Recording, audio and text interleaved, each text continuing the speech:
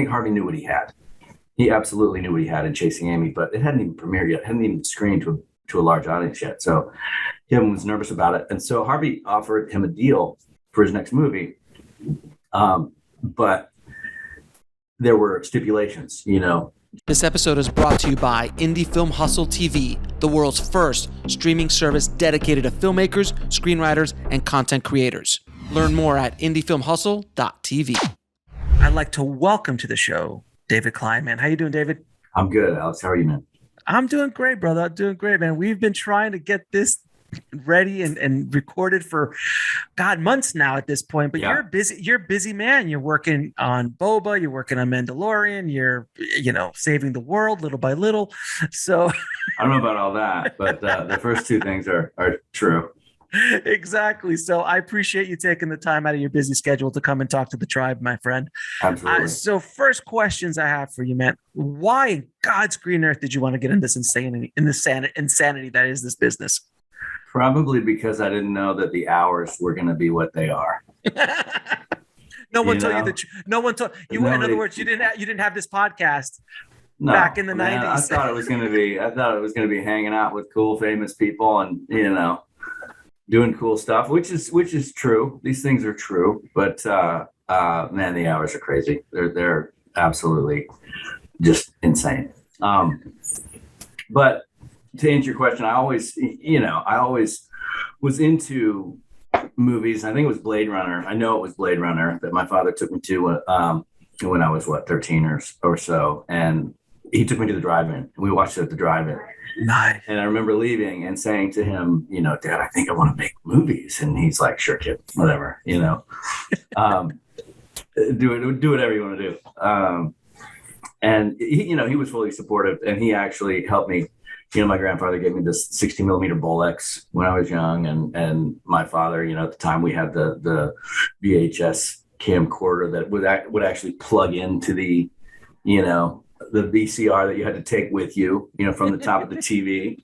Yep. And so I had those two devices, and started making, stop animation films. And funny enough, I when I was a kid, I ordered that special edition Boba Fett, which you take like the box tops from General Mills, I think it was. And you got a check from my dad and you send it to somewhere in Minnesota or wherever it was. And you wait like 8 to 12 weeks, and you're supposed to get this little Boba Fett that comes with a rocket that shoots out of its back, right? And it shows up weeks and weeks later, and the fucking rocket's glued into its back, right? So I blew the holy hell out of that thing when we were making one of these little 16 millimeter stop animation films. And, I think it's fitting that I would end up on some of these Star Wars shows after that. And how much would that Boba Fett be worth today? I think about $18,000. Yeah, not bad. Yeah, that's a good return on investment, I think. I guess so. Man, listen, we all do things to our Star Wars stores when we were younger. Who would have known? Funny. Yeah, my dad used to help me with those, those rockets, the little model rockets that he'd send up. Yeah. They'd shoot off, and a little parachute go up. And so one day I took one of the engines to him, and I said, Dad, if I cut the nozzle off of this thing and put a wick in there, will it just explode? And he was like, come again? And I think he thought maybe I should help you out. And, so he became my grip, my gaffer, my special effects man, everything. That's amazing. He was not in the business, but he was no slouch when it came to helping his kids out. Did you ever invite him on any of the sets that you worked on? I did. I don't think he ever, he passed a few years back, and I don't know that he ever really understood what I do. Same here. But there were some times, I was doing a show in Hawaii, actually, and I think that's why he came. But he came to set, and he, spent a week on and off the set and had a good time, but still, I don't think it sunk in what precisely my job is. Yeah, my dad. I invited my dad onto a set a commercial set I was directing, a commercial, and he just was like looking around, and he went back and told his family and friends, everyone just listens to Alex. That's all. Everyone. He says something, and they move. That's all I know. I don't understand. That's still to this day, he still doesn't understand what I do. Right. Let alone this. This is insanity. Well, for sure. I think at times I don't understand what I do. You know what I mean? I still have so much to learn. Now, so when you started off in your career, my friend, you started off on a little film, little black and white movie called Clerks, with a little unknown director named Kevin Smith and an unknown producer named Scott Mosier. Now, we've had the pleasure of having Scott on the show as well, so I've heard it from his perspective on how a lot of this stuff went down. How did you get roped into this insanity that was Clerks? Well, it started the way so many stories start, Alex. I followed a girl to college, right? and about 2 weeks after we got there, she dumped me for another young woman, which, totally understandable, even cool now. At the time, for an 18-year-old young man, it was heartbreaking, right? And so I was like, fuck this place, man. I'm going to film school, which I had always wanted to do anyway, but didn't have the courage, I guess, to go and just go for it. And so I found the Vancouver Film School, which used to advertise very heavily in American Cinematographer, which is where I saw it. And they have a sister school now, which is the Los Angeles Film School here in LA on Sunset. They're almost identical programs. At the time, there was just the Vancouver Film School, and it was a 1-year program, and they had a class that started every 2 months. So every other month, a new class started. And this young lady that broke my heart put me on a path to end up in the same class with Kevin and Scott. Had it not been for her and all that timing, which, is the luck part of how you get into this business and what put you where you are, I guess. She was the luck part of it. And she put me in the class with Kevin and Scott. Her time put me there. And to be honest, after, Kevin dropped out halfway through the program to save the rest of his tuition for the movie. Right. And Mosier and I finished. And the reason they wanted to bring me on to Clerks, truth be told, is because they didn't want a cinematographer who knew more than they did. And, I had focused more into the cinematography aspect at the Vancouver Film School, but still, it was a 1-year program. How much can you learn in 1 year of hands-on? Not a whole lot, but I think the biggest compliment I got from Clerks was when we were doing the regular 16 millimeter 235 blow up. We did it at a lab called Gafanti Film Lab or Gafanti Filmworks in New York, and the biggest compliment I got was that I exposed the film properly and really well. I mean, from my point of view, I've watched Clerks multiple times in my life. It's exposed. I mean, you're right about that, Alex. It is exposed. It is exposed. You didn't underexpose. You didn't overexpose. I mean, it's man, you exposed. And what's so fascinating, and for people listening, the youngins listening, you shot this on 16, not even Super 16, just straight 16, right? Or was it regular 16? Regular 16. MOS? No, it wasn't MOS. It was sync. No. It was sync sound, and we got all the the camera equipment and the audio equipment from a guy named Mike Spera, who had a little company called Pro Camera, I think, at the time. And he actually went on to run the studio in Astoria. The big one over there. Yeah, exactly, for quite a few years. And I ran into him all those years later when Kevin and I were there doing Cop Out, which was kind of cool. But it was basically all we could afford. This Aeroflex SR, just an SR. Oh, it was a straight up SR1, straight up SR1.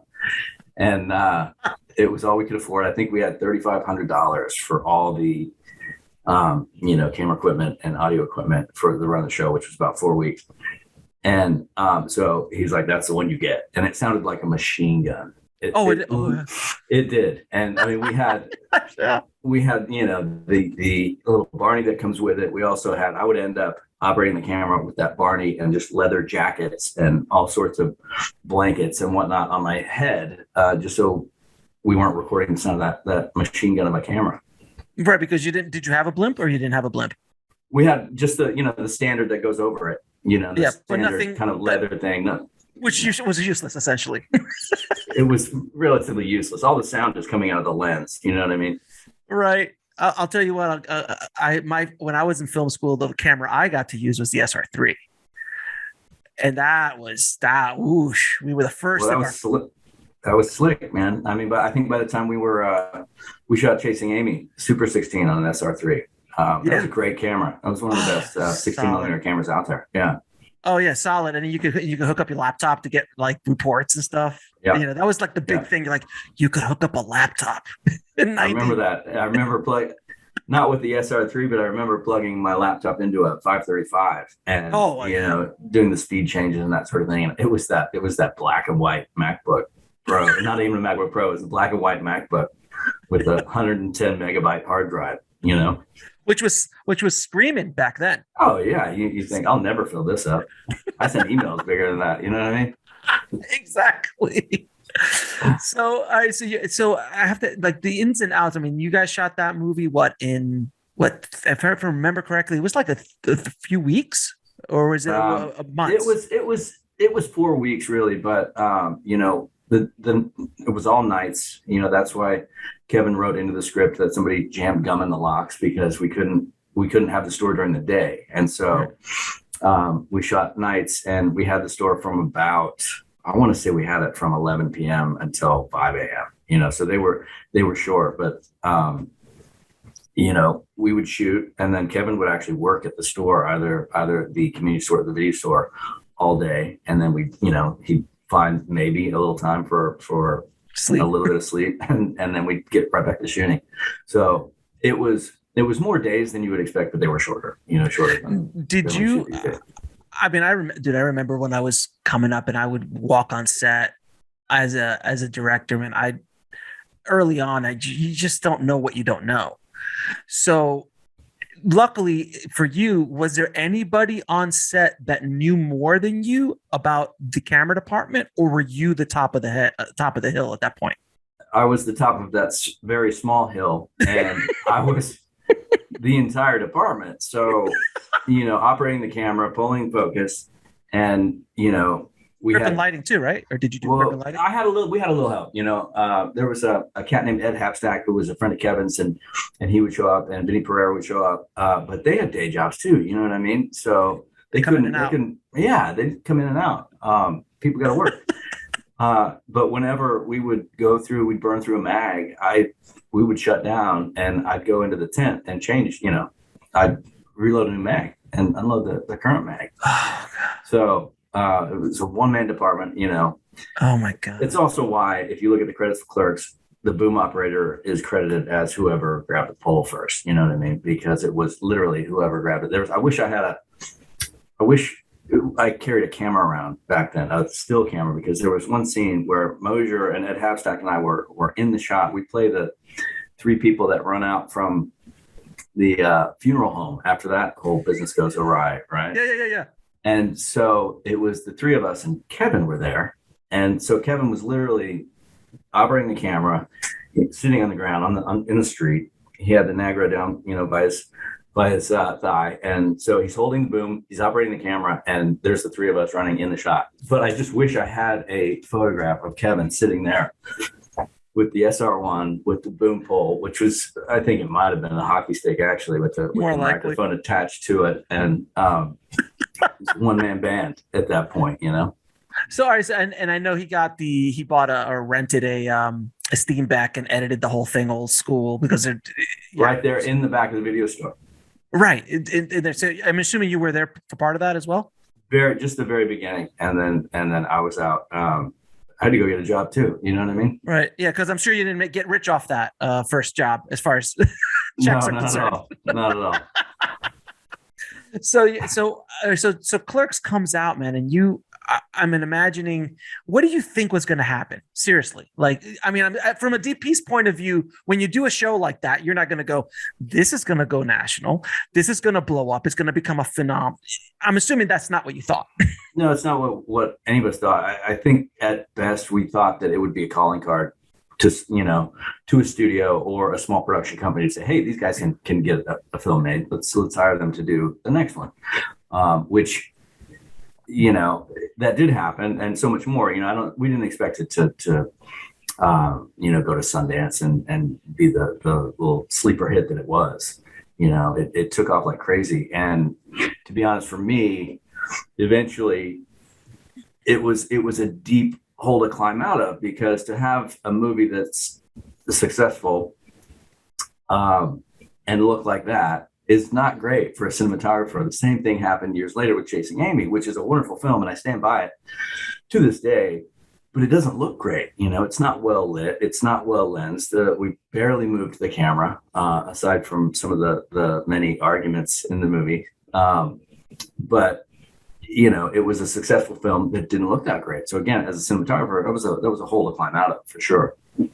Yeah, because I guess you were like, oh, this will be a little thing. I can maybe show it around a little bit. No one's ever really going to see this.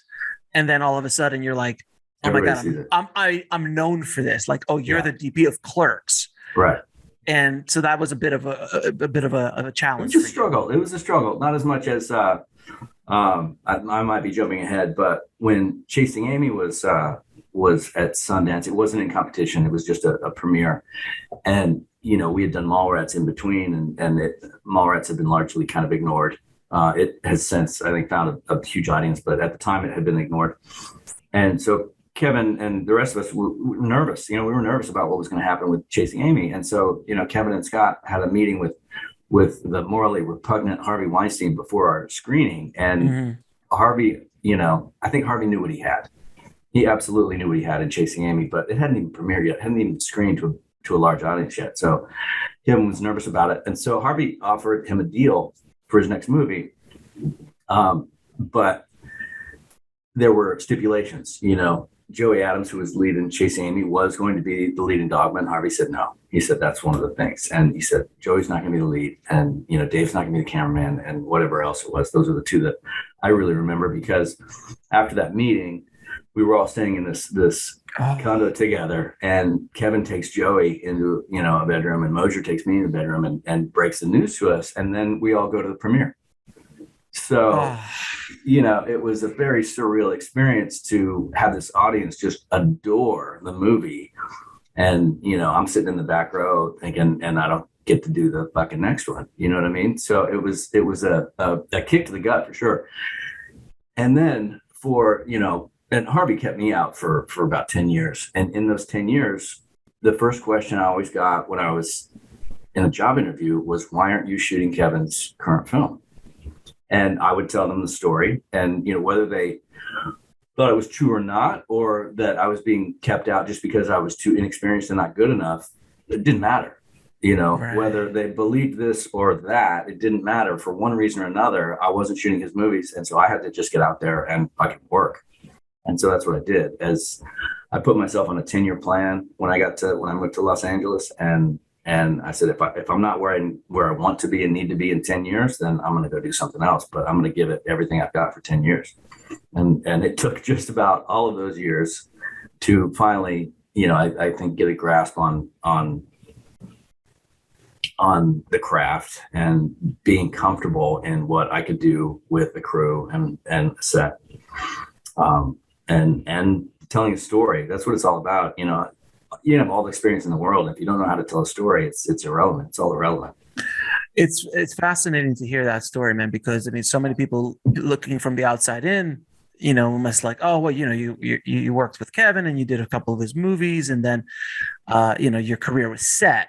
And it's the complete opposite. It was actually, you had a hole to climb out of in the first movie, and then the second movie or the third movie that you did with Chasing Amy, you weren't happy with visually. So it wasn't a great calling card for you visually. And then the movie that might have been the movie that would have taken you to the next level would have been Dogma, because you would have had a budget. It would have been a studio project, a real studio project. And it would have maybe opened up a lot of doors for you, but you literally had to hustle for the next 10 years to kind of whittle a niche in for yourself. So you could like, no, man, I can actually do this. For sure. And open those doors. It's a really great lesson for people listening, because it's like, it's a good thing.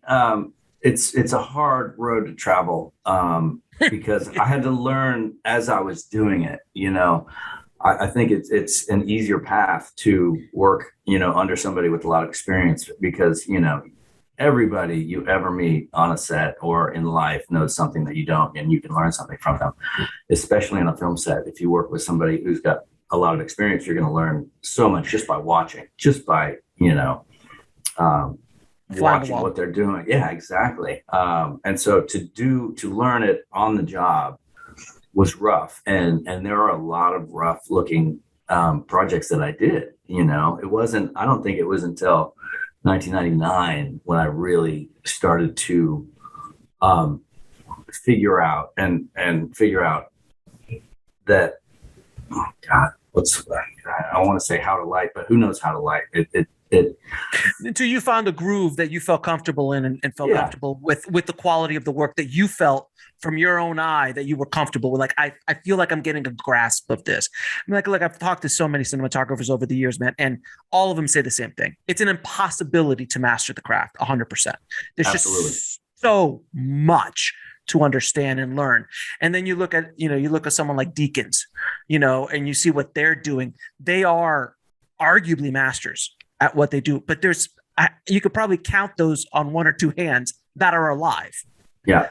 That are just at that level. That are just like it's like looking at a director and going, oh, Chris Nolan, David Fincher. You're like, they are at the top of their game. Like there's very few of those people. Spielberg, there's Cameron. There's very few of these kind of people in the world. So it's tough. I have to ask you though, man, when you were during those 10 years, did you ever get pushback from crew people? You're like, oh, that's the guy who did Clerks. Did you ever get any shit, any like crap out of that? I don't think so. Good. I don't remember any. If it was behind my back and I didn't hear it out. So I'm sure that this fucking guy shot Clerks. This guy shot Clerks. Oh Jesus! I'm working funny movie, but did you see that? Did you see that garage band of a fucking garage band of a movie? Which you know the story. The reason it's black and white is because we couldn't afford to balance the lights. We were going to be shooting. We were going to be shooting fluorescent, and we had a little tungsten kit, and it was going to be mixed all over the place, and we didn't have the money to either gel the fluorescence or even get like an HMI package or a proper Kino package or any of that stuff. So we shot black and white, which is what gave it, I think, that garage band aesthetic, which I love. And great. Now I can sit back and watch it and just adore that movie. But for a long time, it was rough. And that's the thing. It is. I mean, you look at the movie now, and it's just it's beautiful, man. It's wonderful. It is that garage band. Is that raw, unfiltered, just in all aspects, from the writing to the acting to the cinematography to the directing, all of it. And it's but at the time, I understand your point of view. Look, Robert Rodriguez had the same issues with El Mariachi. He's like, no one was supposed to see this. This is just my test film, and you want to release it nationally? Are you crazy? So it's, a lot of those movies were like that. When I talked to Rick about Slacker, is the same thing. And Ed Burns with Brothers McMullen, like all these guys, when you guys were coming up during the 90s, it's just such a for people who weren't alive during that time, they'll never understand the magic of the 90s in the independent film space. It's a very special time from, I'm going to say, 1990 to 99. That decade will never happen again. Mm-hmm. And it had never happened before. And it was the Sundance decade. We call it it was a Sundance independent film decade. It was where VHS really started to come up. There was a market for these kind of, do you imagine? And I ask this to everybody, I'm like, if Clerks came out today, no one would even look at it. It would be gone. Maybe it could catch some fire because of the writing. Yeah, what Kevin did. That's what that movie is. I think it's all writing. It is. It's all writing, and it could catch on. But if it came out today, it wouldn't look that way. You know what I mean? It would. You would have shot it. You would have shot it on this. It's easy enough to go get a camera that gives you a really, your iPhone, for example, is beautiful shooting HD, and what is it, 4K now even, and. It's pretty gorgeous, and it accepts mixed light, like the Alexa too. You shoot mixed light all day long, and it low light, Jesus. Mixed light, and it would have been so easy. You know what I mean? No changing in the back, no changing the mags in the back. None of that. There's a funny story where we shot the salsa shark scene, Clerks, and we had so little money. And Kevin wasn't happy with it one night, but we'd wrapped, and I had my fucking hands in the bag, in the tent. And he's like, let's reshoot that tomorrow. And I'm like, what do you want me to do with this film? Because he had decided we're going to reshoot it, and we had so little money. It was like, he's like, throw it out. We didn't even process it. We didn't want to spend the money to process and print, because that's the only, that's what we were doing back then. And so we tossed it out. So yeah, deleted scenes. Deleted you should have kept it. He shouldn't have thrown it out. Should have just kept it and maybe develop it after Sundance. But again, we were thinking, no one's going to see this, right? Who's going to see this? Who's going to see this? Reshoot it. Let's throw it out. So after Clerks, you had this. It was, obviously a very big hit. It was a phenom situation, and then you got an opportunity to shoot a studio movie, which was Mallrats, which had a bigger budget, arguably much bigger movie. What was it like jumping from the one-man crew to running a crew of people who obviously many knew more than you did, if I'm not mistaken? Is that a fair assumption? Every one of them knew more than the PAs knew more than you. Absolutely, 100%. How do you run a set like that, man? Well, I think you've got to have a little bit of humility, and I was very upfront with everybody that I was turned on to and basically hiring, and I said, I remember saying to Andy Graham, who's a really good friend of mine. He's been a friend of mine since then, but I met him on that picture, and he was the focus puller. He since has become an operator, and he's operated for me on a lot of projects, and a lot with Kevin as well. But I remember telling him that I was green. I said, I'm green, man, and I'm going to fucking lean on you. And he said, this happens a lot. You're the first person that's ever said it. and so That's awesome. So I owned that, you know what I mean? And Mick McNeely was the gaffer who had just, one of our producers was Jim Jackson. He had just done Tombstone, and Mick McNeely was the gaffer on that. And so he introduced me to Mick. And I'm like, you did fucking Tombstone with Billy Frake? Yeah, come on board. And, I was the same way with him. I said, I'm going to lean on you, man, because I'm green. And I'm in this position. It's very fortunate. I'm very fortunate to be in this position, but I really want to learn from you. And I learned a lot from Mick. And it was, across the board, every department, so I think you always have to surround yourself with people who know more than you, but I think you got to be upfront about it too, and don't try and hide the fact that you don't know anything when you don't know anything, because everybody's been there, we've all been there. And it's one of the things that a lot of people try to hide, and it comes out in really ugly ways. Oh yeah, the ego, and they'd start snapping at people, because if you see people doing that, you could see that they're insecure. Correct. Insecure people are the loud ones. The quiet ones are generally not the ones you have to worry about. No, in that scenario. If there's a bar fight and there's a quiet guy stretching in the corner, that's the guy you got to quiet guy. That's the guy you got to worry about, not the guy swinging his and not the guy that's all talk. It's exactly. The quiet guy in the corner. It's the quiet guy. But when it comes to being on set, like there's a quiet when you don't need to show in that way. Like, I don't have to be blustering. Like, I know how to do this. And if you're that dude, you obviously have no idea what you're doing. You're extremely insecure. And I'm sure you've worked with directors like that, especially in oh God. I don't think we need to get into that yet, but yeah, it's like, Alex Council, the showrunner of Homeland, he's in any room he's in, he's the smartest person in the room. Mm-hmm. He's also one of the most mild-mannered and soft-spoken. And so, when he's very thoughtful, and he'll talk about a scene when we're prepping or rehearsing a scene, and he's very quiet, and like everybody leans in to listen to what he's saying. You know what I mean? He never feels the need to be loud and this is, what I think, and that sort of thing. And, I run into that, you run into that all over the place. And like current position, working with Dave Filoni and Jon Favreau, they're the same way. They never feel the need to be the loud voice in the room. It's the quiet voice in the room that everybody listens to, Yeah, and when you're working at that level, man, with that kind of caliber of people, they've done so much, each of them in their own right, that, and I'm sure you've had the pleasure of working with some amazing directors and collaborators over the years. You start seeing when people know what they're doing, they just are, they just do. They don't talk about it. They just very quiet, very like, why don't we move over here? Why don't we Well, yeah, and also I think at this level, Alex, there's an amount of preparation that's gone into everything, and right. I've done this enough times that I know that I have to be prepared. I have to be fucking ready, and whether that means knowing all the shots that we're going to do, or just understanding how we want to light the set to tell the story. You just have to be. I have to be prepared. Now, after Mallrats, which you said, and I actually one of the 5 people who saw it in the theater. I saw it in the theater. So who are the other 3? I guess I know. It must have been Kevin Scott.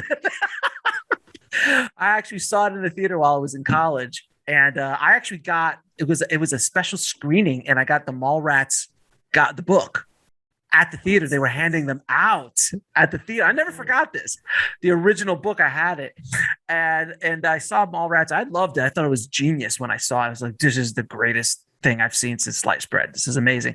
And then it died on the vine. It didn't find an audience at the time. So Kevin was pretty much put in director jail at that point, correct? No, he was like, oh, it was a fluke kind of thing.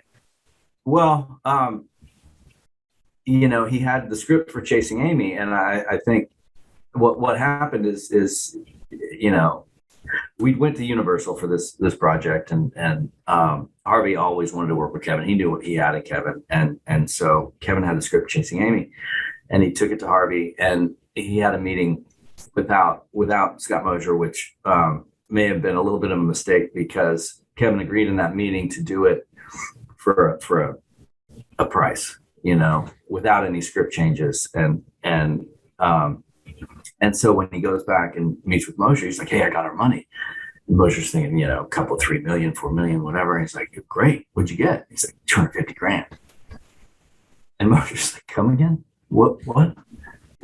And so we ended up making that movie for 250 grand, which is, kind of it was a bummer at the time. We all wanted to make movies for more money, which means more time. That's what it means. It means you can actually take the time that you want to devote to each of the scenes, or more time anyway. You never have enough time. Nobody ever has enough time. Even on the biggest things I've done, it seems like we're always scrambling. It's crazy. Right. Even if I'm assuming on a Marvel set they're scrambling still. I've actually talked to some people who've worked on those $100 million, $150 million budgets, and they're like, yeah, we stole this shot. I'm like, you stole a shot?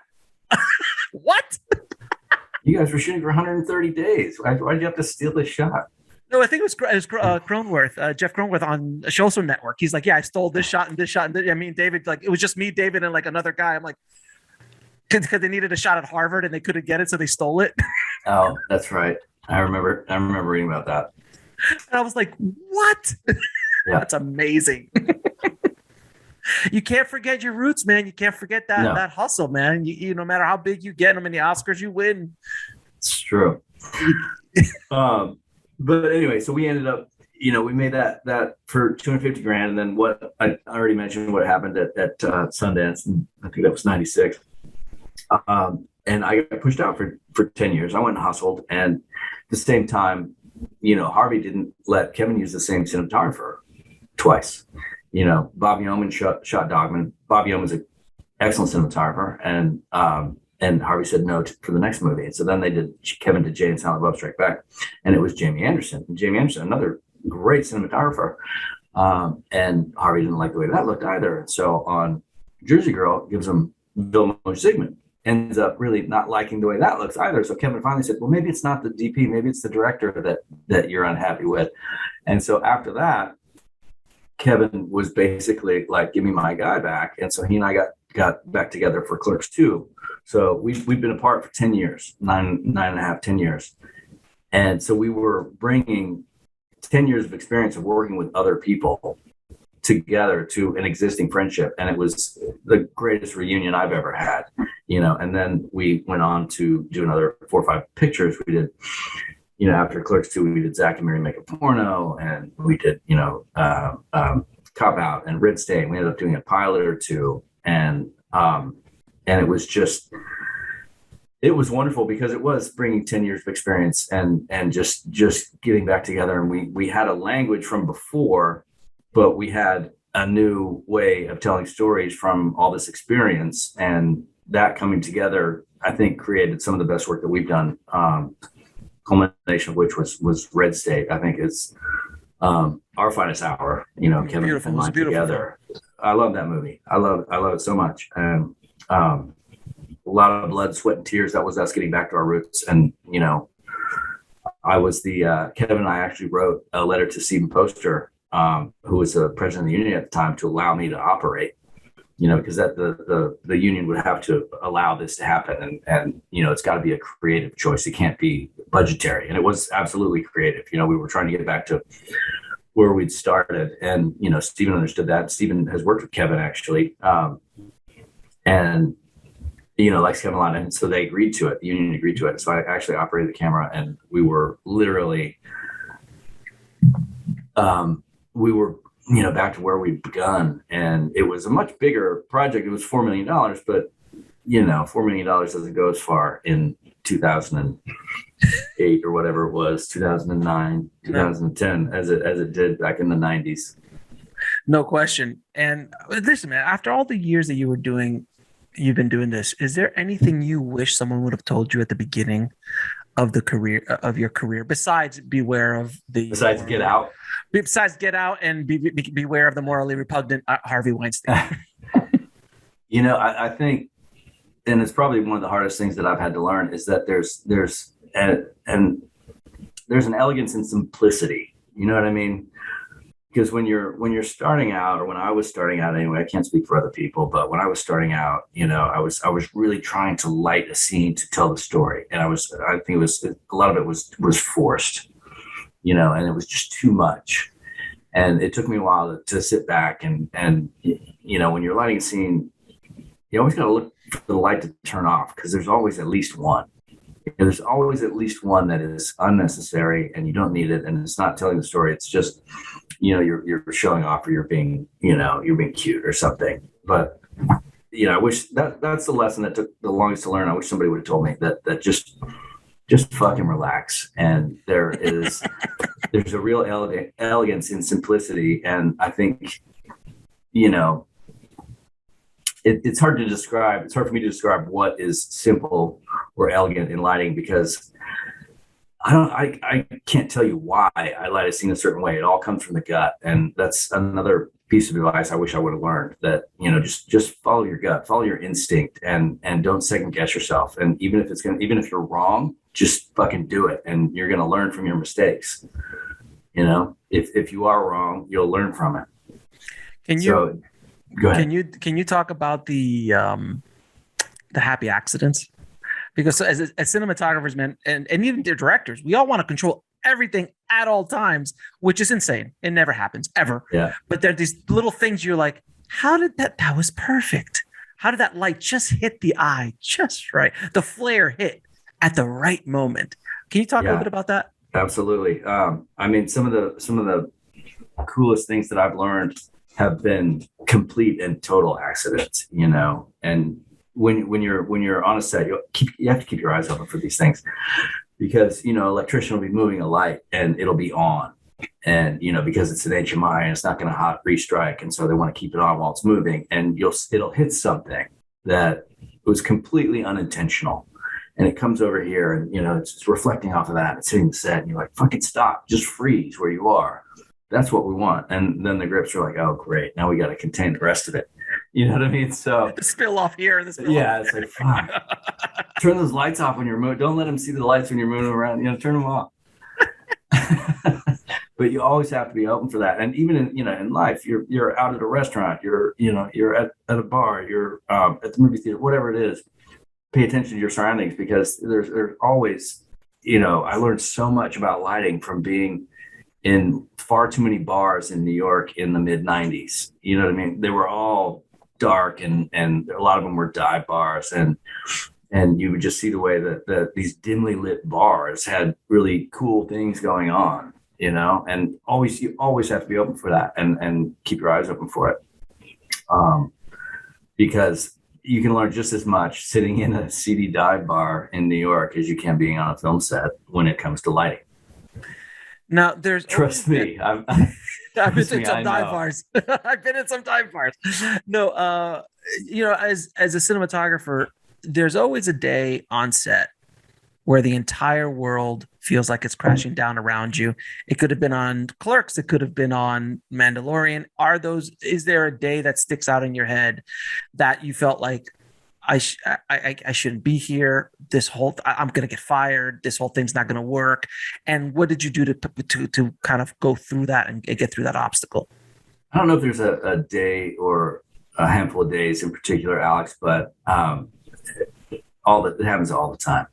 Happens all the time, and you just have to push through. There are so many times when it feels like the set's falling apart and you're behind schedule and you're not going to make your day and you're not getting the shots the way you want, but you just have to push through. You always have to push through, because it feels like that a lot. There was a point I was going for and I missed it. Ask me something else, man. I'll come back to that. Well, I mean, I've been blessed to talk to so many amazing people on the show. I've realized that everybody, from the Oscar winner to the first time filmmaker, all suffer from imposter syndrome. Every single one of them.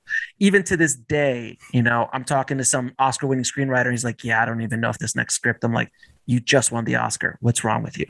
Like, you just are like, you're considered one of the best writers ever. Like, why are you? Yeah. And he goes, I just do. And I think I came to realize that everybody deals with it. And I think it's something that kind of keeps you sharp.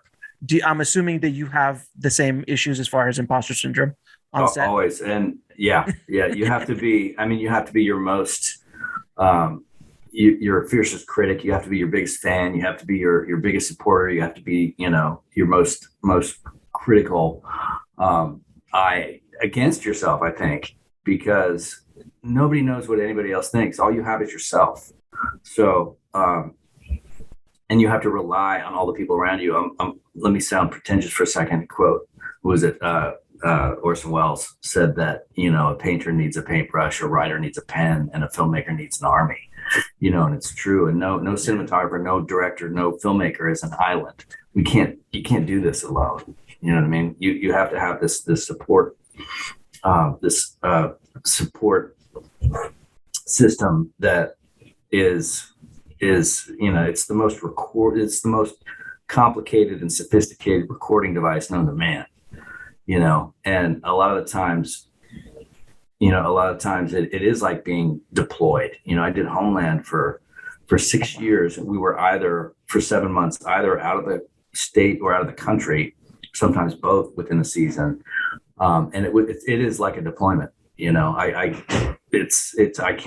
can't equate it to going to war. I can't compare it to going to war. I've never been to war, but in my life's experience, it is like a deployment, and you're just in the trenches for 7 months, 8 months, and it's nonstop, and it's hard to remember sometimes to get out of the way, because if somebody looks at something this is probably paraphrasing, I think, Deakins, but if somebody looks at something that I've shot and says, wow, that's a great looking episode, that's a great looking show, that's a great looking movie, without talking about the story, then I've failed.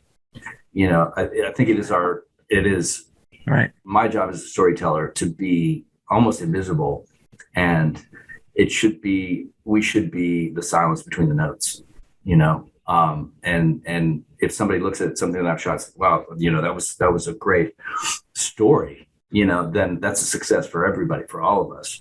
But if they single out the cinematography, the lighting, the camera work, then I don't think we weren't serving the story at that point.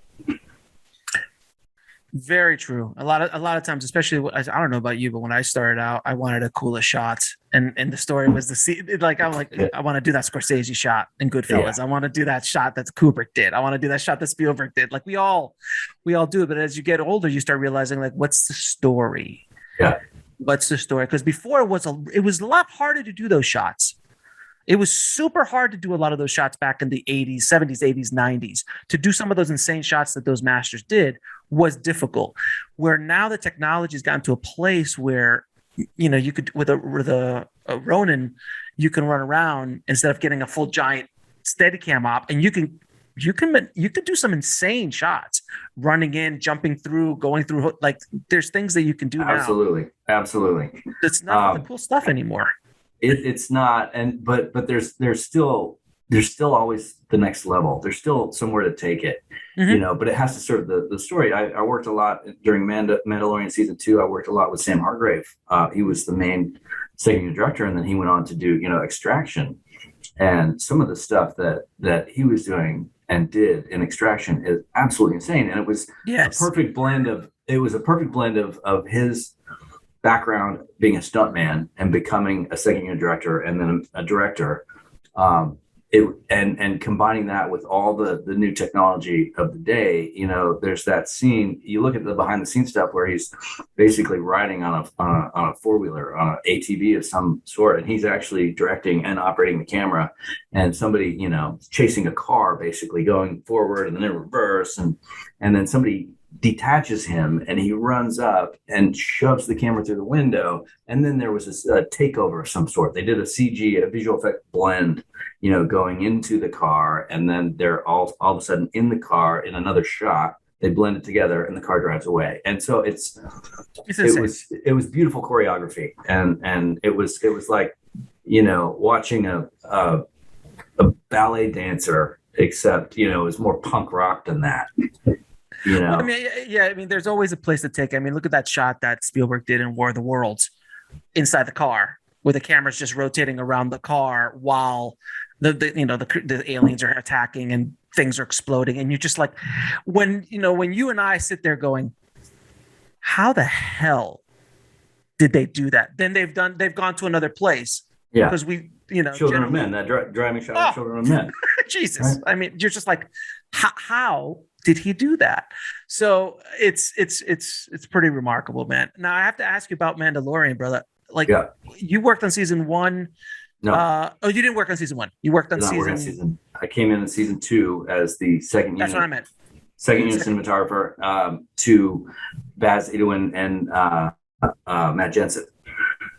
And so I was doing second unit, and Matt Jensen got a little overloaded with prep work, and so he turned episode 6 over to me, and that's when I met Robert. And I had gotten here. I'd gotten here from an introduction to Favreau through Leslie Lincoln Glatter, who was my main producing director on Homeland, and then Matt Jensen also brought me up, and so that's how I kind of came to be here. After season 2, Matt and Baz were going off to do their own things. They weren't coming back for their own reasons. And so I got, promoted to the main cinematographer on the Book of Boba Fett. So I have to ask you some technical stuff, man. Yeah. How the hell do you light in the volume? Because I know I have a couple of buddies of mine who are VFX people who worked on Mandalorian season 1. And he was telling me that he's like, yeah, they shoot a lot, but there's still a lot of cleanup work that we need to do with some of the edges and the creases and things like that. That it's not all in camera, but it's a lot better than where it's not a green screen either. So there's a kind of happy medium. But how do you light that? I'm assuming there's not an HDMI off. Like, how do you do that? How do you light it? It's that's a hard question to answer. It's kind of like asking how do you light anything? You know what I mean? It's got its own. It's a fucking process, Alex. It's a process. I'm gonna just tell you, man, it's fucking hard, dude. It's fucking hard. It is. It's weird. There's nothing easy about it. I think I had a lucky introduction to it in that, I was doing just a few days here and there during season 2. And so I was getting to know it, and I was able to watch Baz and Matt do their thing in the volume. And so I had a slow introduction to the volume in season 2, and then rolled right into Boba Fett shortly after that, and was thrown in the deep end, where there's a long prep. There was a long prep to Boba Fett. I think I was on for about 5 months before shooting started, and it has a lot to do with lighting the content that's going on the volume walls. And so essentially you're in the Unreal Engine, you're in a VR session, and you're lighting the content the way you would want to light it practically, and that's one thing that is always a sticking point at Fabro, because the tendency for a cinematographer when you get into a VR environment and a virtual lighting environment is to do whatever the fuck you want, because you can do just about anything.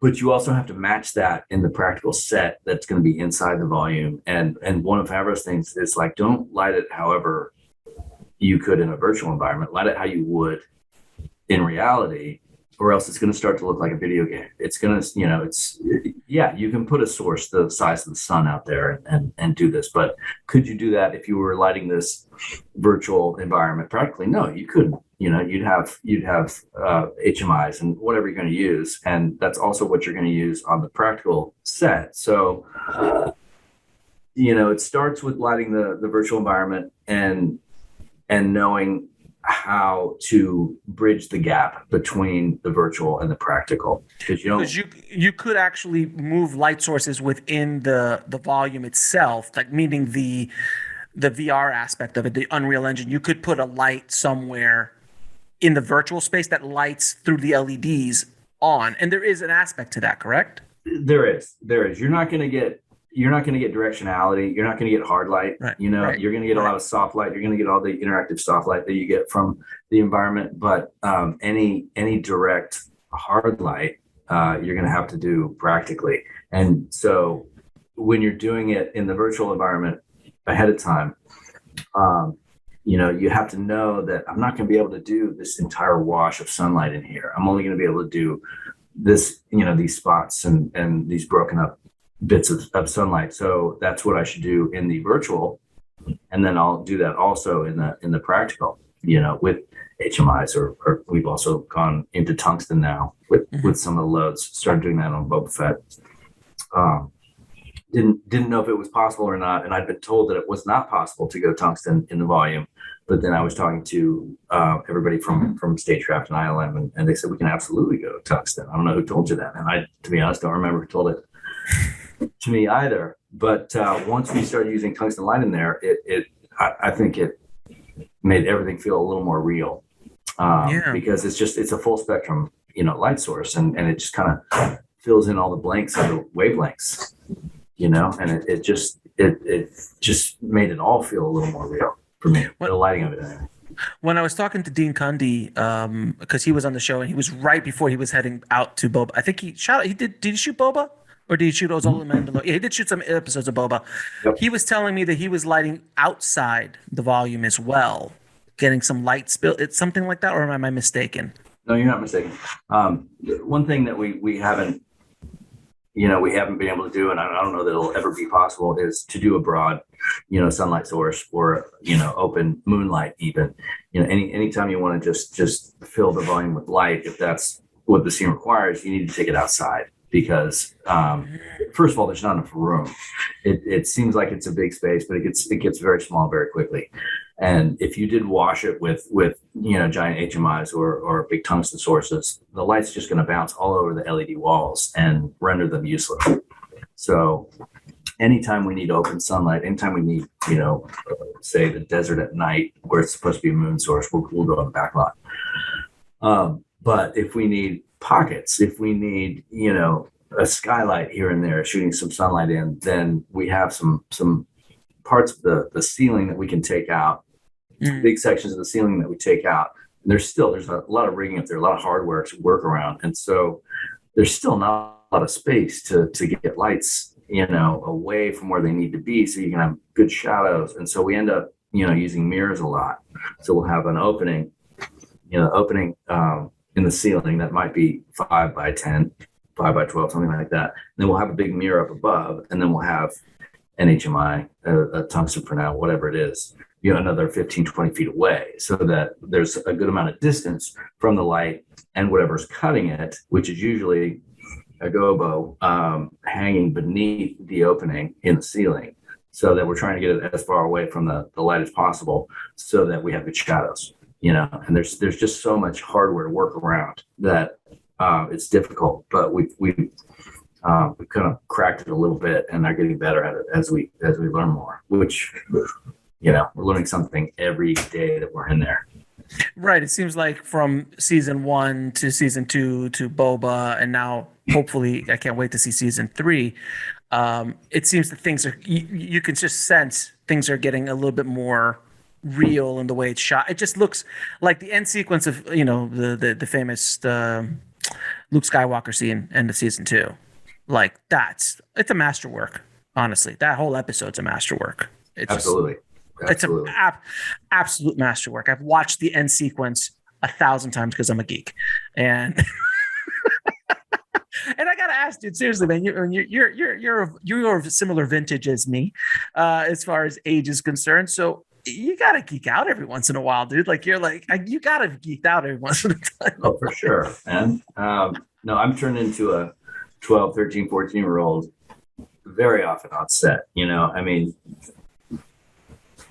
throw 10 stormtroopers in front of a camera and I'm 12 years old again. You know what I mean? It's the whole a lightsaber pops up. You're just like, oh, forget it. I'm out. I can't.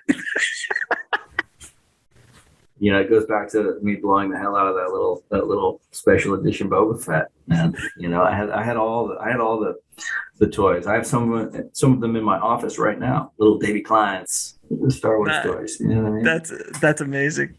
But so you on Boba, you got to shoot with Robert. You shot for Robert Rodriguez, who is very well known for being his own DP. So what was it like shooting for Robert? Because Robert's not used to working with other DPs, generally speaking. I'll be honest. He largely left me alone. I think he enjoys not having all the responsibility. Right. Because he still edits everything, and even when we were prepping, we were prepping remotely because it was the beginning of the pandemic, and so he was in Austin with his kids, and he was shooting basically animatics or stunt biz with his kids and with some of his old Star Wars toys from when he was a kid.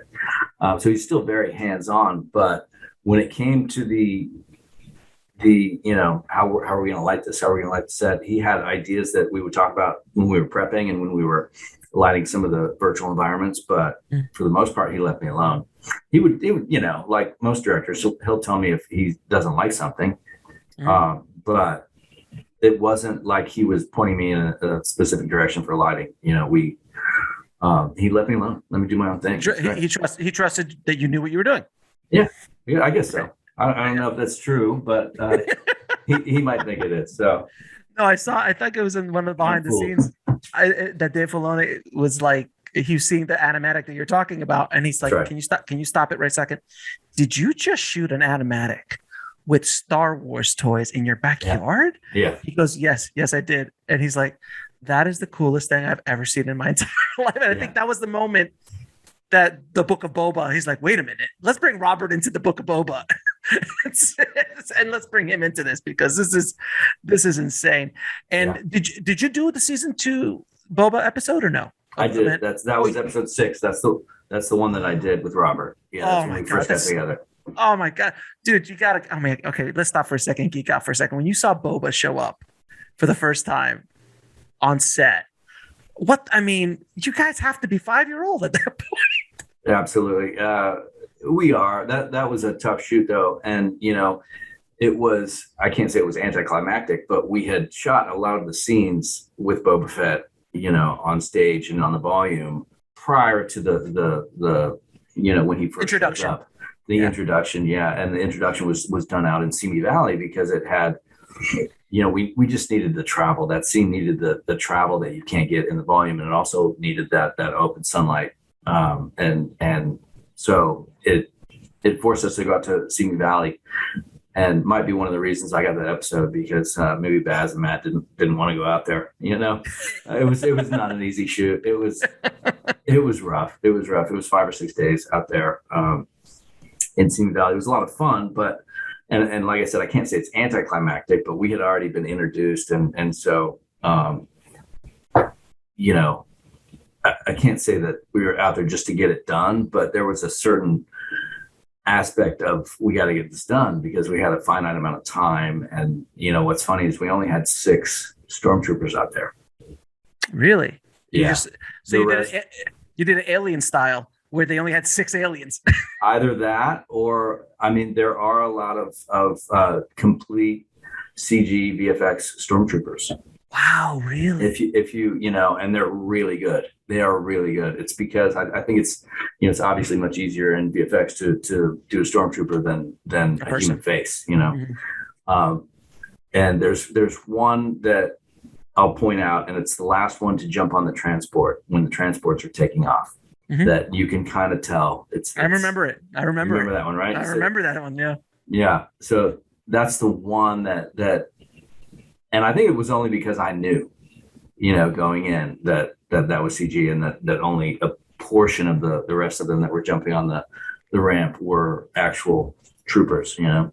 It's pretty. That episode. It's astounding. Oh, it was so much fun when I saw that episode. When I saw that episode, I was just blown away by how cool it was, and you could tell it was the first time they were off the volume, right, in the whole series. Well, not exactly, because there's a lot of backlot work. There's a lot of backlot work, and not location. Correct. That was the first location. That's what it was. It was the first location. It was the first location. You're right about that. And in Boba Fett, we had a lot of backlot, and we had one location, which was Huntington Gardens. We went to for a few days, 2 days, for episode 6, which was all the bamboo forest. The Luke Skywalker episode of Boba Fett. I thought that looked familiar. Like I was watching, I'm like, damn it, man, that looks like Huntington Library. We did 3 versions of bamboo forest in that episode. One was backlot, one was on the volume, and one was Huntington. And going back to, being the silence in between the notes, the bamboo forest that we did on the volume was some of that might have been the hardest volume load that we did in the entire season for many different reasons, but I think it blends in pretty well. And the fact that the transition from backlot to volume to Huntington is seamless, I think is one of the things that makes it successful. But it's also, like I was saying earlier, it's getting out of the way, and it's making that transition, invisible, and just having a sort of elegance and simplicity, I think. Right. Well, man, congrats on all the amazing work you're doing with John and Dave up there in Northern California. You guys are doing some good work with The Mandalorian, and we're all super excited to see the new season coming out this year. I know, didn't you just finish? Is production not done now? I can't talk about it. To be honest with you, I'm sorry. I thought it was. I thought I read it somewhere, brother. Don't worry. No, I'm not trying to get you anything. No worries. I don't care. I thought I read that. I've recently finished a season of a Disney Plus streaming. Sure. Yeah. Fair enough. Fair enough. Now, but no, seriously, man, congratulations on all the hard work you've done. And now knowing your backstory a bit more than I did before, man, I respect it even that much more, because I didn't know about the 10 years in the wilderness that you had to go through. Like you were out there. That is Los Angeles. Yeah. 10 years in the wilderness trying to kind of carve your way and climb your way back out of the situation that the morally repugnant Harvey and those circumstances kind of hurt you on the way up. So kudos to you, man, for keeping up there. And hopefully this is a lesson for lessons for people listening, that like you got to hustle. Doesn't matter where you start or what happens.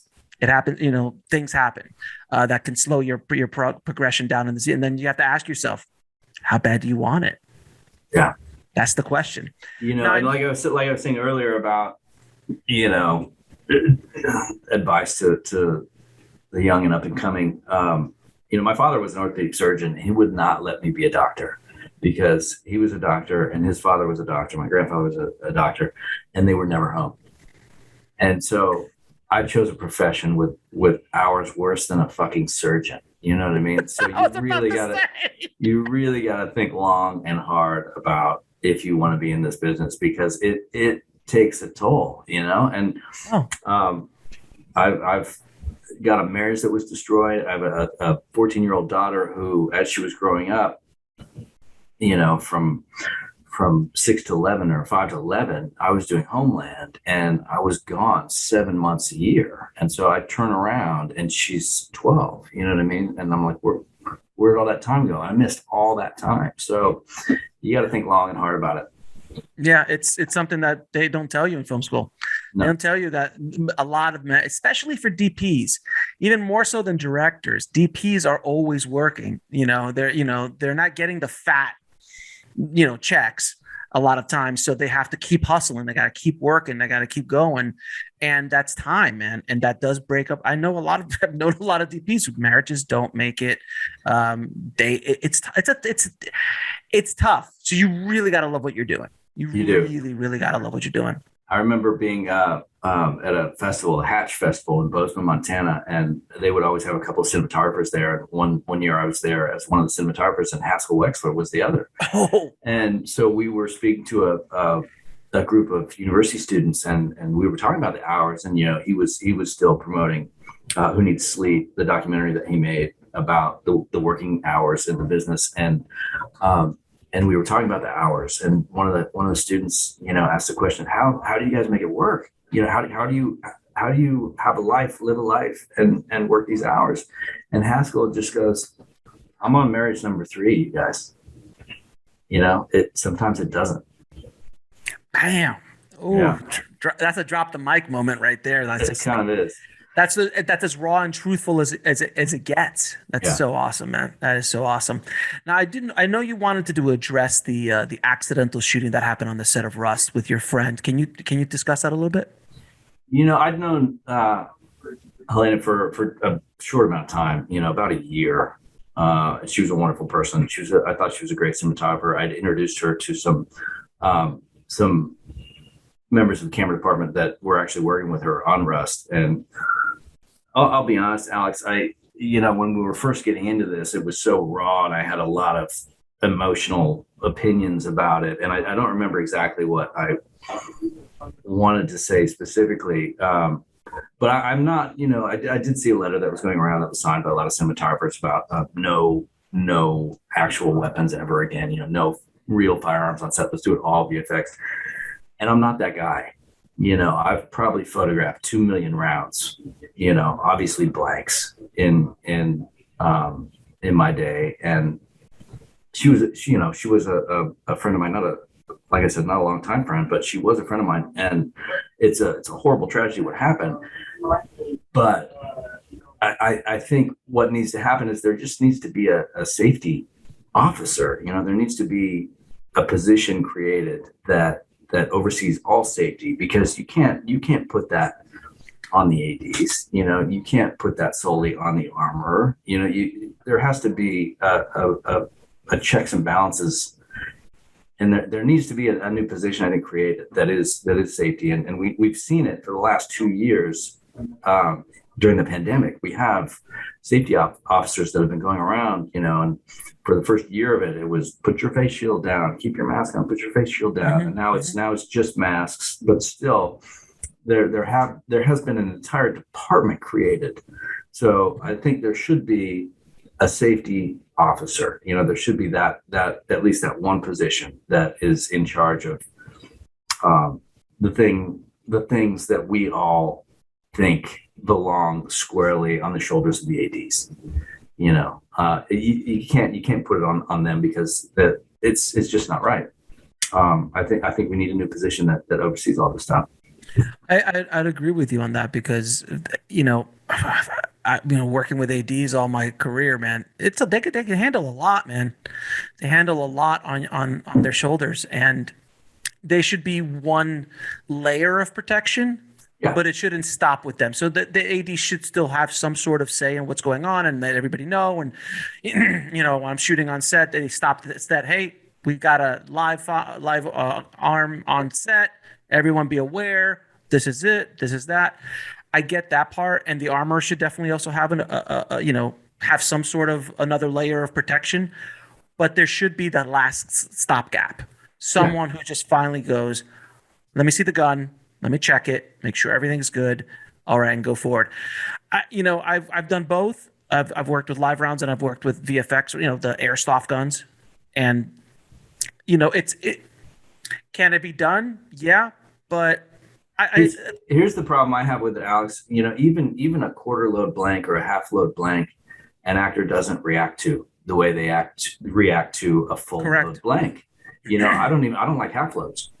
I don't like quarter loads. I like full load blanks because that gives them the correct reaction from the gun for them to respond to. Naturally, and that's exactly, and that's my main thing. And like I said, I hate it when people say, "Oh, I've been in this business for this amount of time." They usually lose me when they say that. But I have photographed a lot of blanks, of rounds of blanks, and never had an issue, never had a problem. Well, I mean, listen, and I got called by Variety in Hollywood for, quotes and trying to, asking my opinion on what was going on. And I said, listen, guys, and they got this from a few other industry vets who said, how many stuntmen have been hurt in the course of the last 100 years on a set? Do we now do away with all stunts and do everything virtually? No, there's safety. There was mistakes. What happened in the Twilight Zone, that horrible accident that happened there. And there's so many other, you could list, accidents that happened in the stunt department. Things happen sometimes, but you can't just wash everything away like that. You can't. And I sorry to interrupt you, Alex, but I'd be willing to bet that Condor lighting cranes have hurt more people in the last 10 years than stunts have. You know what I mean? Agreed. There are so many new new safety rules and regulations regarding condors all the time. I remember back in the day when they didn't need a harness.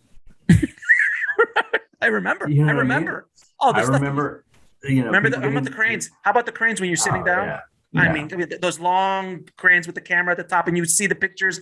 And I got up on one of those cranes once. I'm like, where's my seatbelt? Are you? No, I'm not doing this. I'll do this from the bottom. I'm not going to do this. This is insane.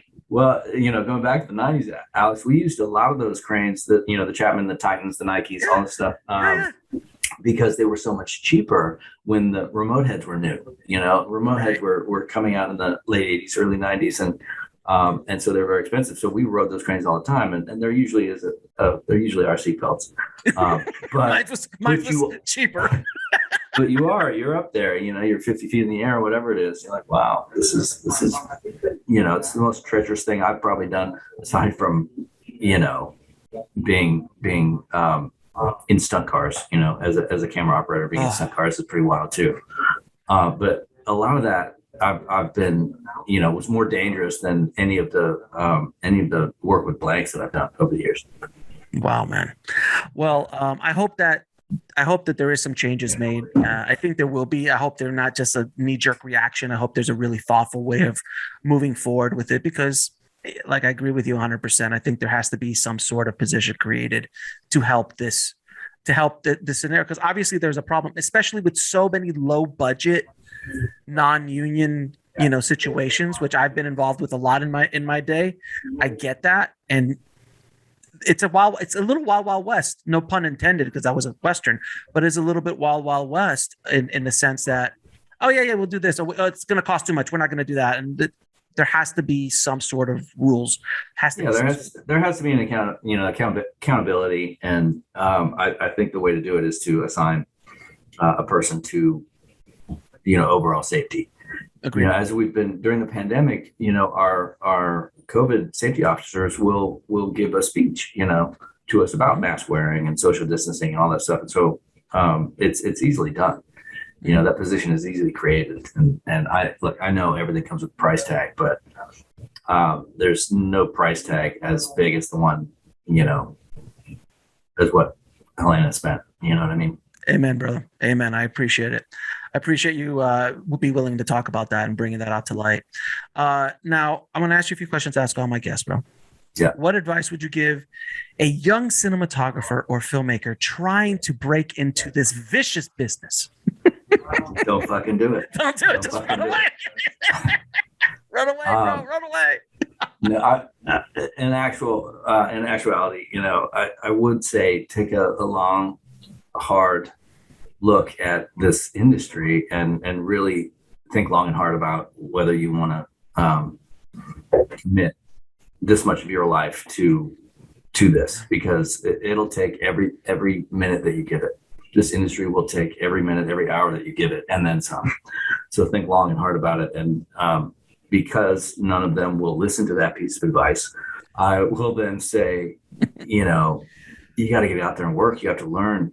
As I said before, everybody on a film set, everybody in life knows something that you don't. So learn from them, and when you're new in the business, you have to just get on a set in any and every way that you can, because you'll learn more in a day on set, being that fly on the wall, than you will in a year of film school, at least in terms of the day-to-day hands-on practical way of telling stories, and that's what it all comes down to. Absolutely. No, I learned more doing my internship at Universal Studios Florida than I did in going to my college. I would skip school just to go and hang out on the stages and just watch the grips go untangle that cable. And I'm like, all right, this is so cool. You mean that big pile over there that's been sitting there since 1976? Yeah, that pile of cable? Sure. Okay, sure. Now, what is the lesson that took you the longest to learn, whether in the film business or in life? I think the longest lesson it took me to learn is to get out of the way, and that there is an elegance in simplicity, and don't light things just to light them. You got to serve the story. You have to be telling the story, or all the experience and all the knowledge that you have is irrelevant, and all the slick lighting that you can do is irrelevant, unless you're serving the story. If you want to be, if you want to shoot just slick images, then do commercials. Absolutely. Because that's what they're all about. And that in and of itself is telling a story as well. It's telling you the story of how to buy Bud Light or whatever it is. And so it has to be flashy and in your face and high key and whatever else it is. But just tell the story and otherwise get out of the way. Be the silence in between the notes. And 3 of your favorite films of all time. Ooh, that's a tough one. I gotta say Blade Runner. That's one of the films that got me into this business, into this industry. And not only do I think it's a great movie, but it looks amazing, and its look is relentlessly devoted to its story. You know what I mean? It's creating that world of, what was it, 2019 Los Angeles? Not too far off. Where are flying cars, Alex? I want flying cars. Hey, listen, man. I'm still waiting for the Jetsons, man. Yeah. Come on. But it is relentlessly devoted to its story. The look of it is. After that, it's hard to 3 favorite movies. There are so many. Number 2, I'd say everything that Conrad Hall ever shot. Everything and just about anything. I've been devoted to studying his work for a long time, and he did Bobby Fischer, right? Yeah. Yeah. Oh God. Yeah, and it's, again, talk about somebody who was relentlessly devoted to telling the story. It's some of the things that he did with his lighting still blow my mind, and I don't know how he did it or where the idea came from, and I don't know that he knew either. It seems like he was somebody that didn't shoot from the hip, but it all came from the gut, from the heart. He was channeling somebody. He was channeling something. That's for sure. And so I think that takes up my next 2 answers. I think all of his movies. Otherwise, it's so hard. When you choose something like Citizen Kane, you choose something like 1917. Even there's too many. But that's a good. That's a good start. And can you tell us what you're up to next? I'm prepping a new Disney Plus series. Yet to be announced. Announced. Series. Okay. Yeah. Fair enough. All right. So it's going to be the Jar Jar series. I know what it is. It's the Jar Jar series. You don't even have to admit it and know it's the Jar Jar series. I'm not going to admit it. Brother man, it has been an absolute honor and privilege talking to you, my friend. It has been so much fun. Thank you so much for sharing your knowledge with us and the tribe today, and continued success, brother. You're an inspiration out there for us, man. So thank you. Thank you, Alex. Thanks for having me, man. Appreciate it.